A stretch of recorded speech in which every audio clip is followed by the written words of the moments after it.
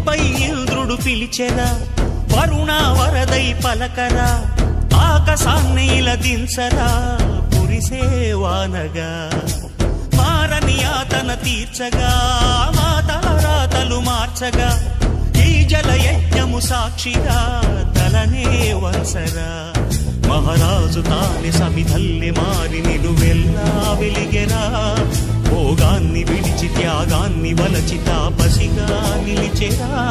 జనక్షేమమే తన సంకల్పముగా, తన ఊపిరి హోమజ్వాలలుగా, స్వర్గాన్నే శాసించెనురా, అమృతమును ఆహ్వానించెనురా. జాడతో ఈ వేళ జన జీవితాలు చిగురించేలా, కాలసీమలో ఈ వేళ రతనాల ధారలే కురిసేలా. కల్లు కల్లు మని సిరిము వల్లే చినుకే చేరగా, జల్లు జల్లు మని పుల